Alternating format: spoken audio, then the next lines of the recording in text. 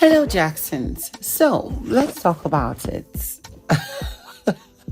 And although we've seen like Tati giving comments here and there, very vague comments, very vague ones, it seems like her recent interviews, she has decided to, let me just give them what they want, what they've all been seeking, even if I don't, fall into that trap totally.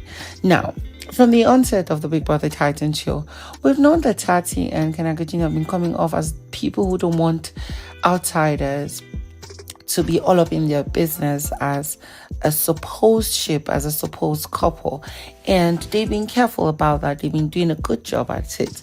But, a lot of people are still having issues with the fact that Tati was not at Kanaga Jr.'s birthday party, nor his gifting party, saying that she was in Nigeria and his family members welcomed her at the airport. But then there's been a lot of speculations that maybe they're done, or that Kanaga Jr. is rude, he is selfish or stuff, or the Tati is too clingy, or all the 9 yards that people really claim to know, all for the reasons of, their content trending and stuff. But it's understandable, since these people are not giving you something to hold on to. You could speculate that this might be the issue with them.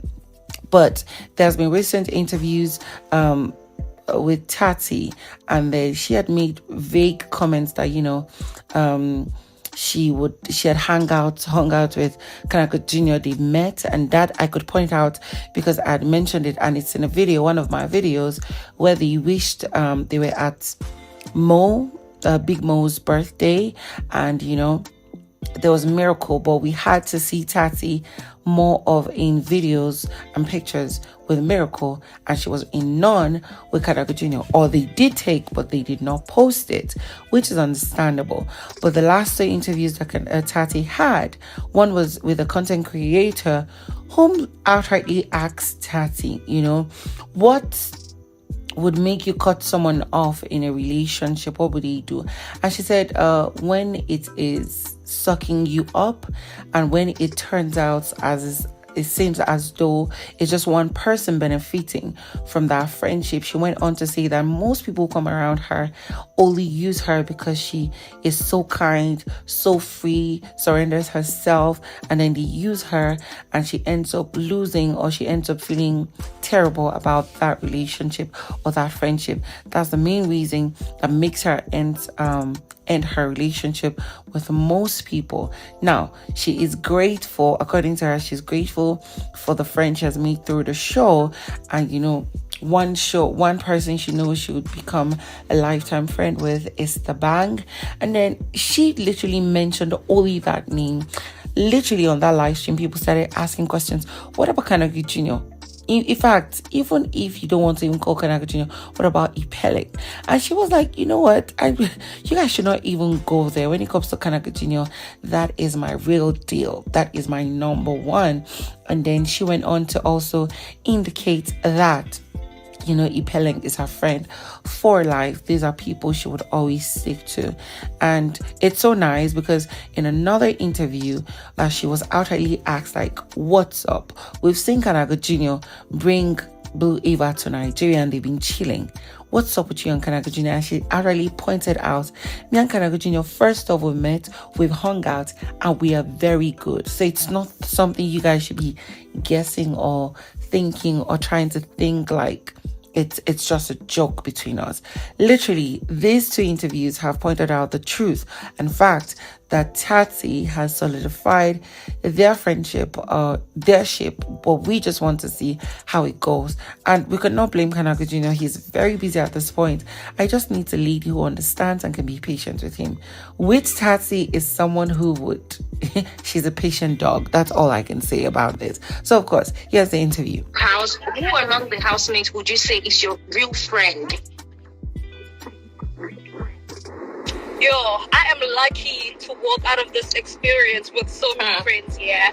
So obviously there's Thabang. I'm gonna stop. You know what? Thabang, I'm gonna stop this. Thabang, right? Thabang, you are out. I'm cutting you off.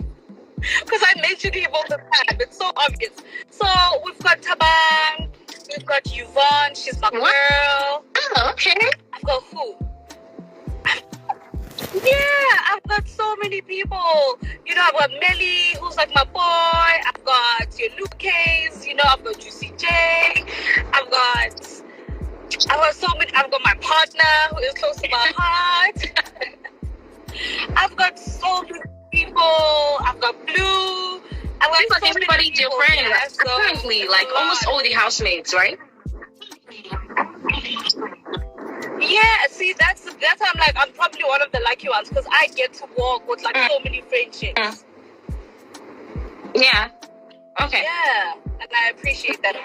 Now, in the house, you're just there trying to get to know some other people, make friends, adjust to the new lifestyle, and These guys, KJ as well. It's like they want me to mention KJ. I've been seeing a lot of ipeleng. Don't fight. Right? I don't know what. Yes, look, there's so many to come from. So now people like, I didn't mention this person. You know, That's I was like, literally almost everybody over there.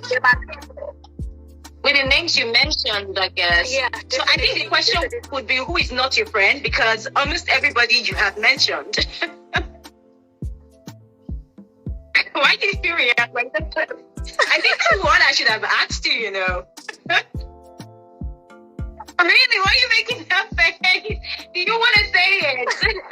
Wait, really, who are you not cool with at this point? No, because sometimes when you say certain things, it comes across you are fighting with certain people, but it's a thing of, oh, I've never really spoken to some people ever since I left the house type of situation.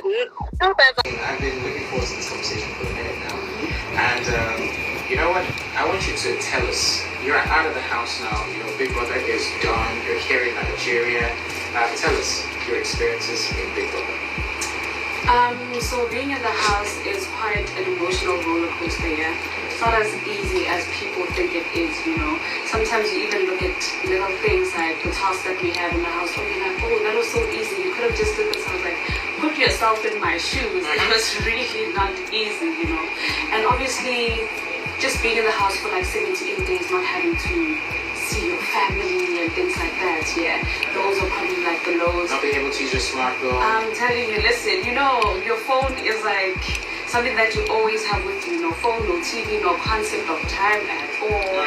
So those will be like the lows, but overall,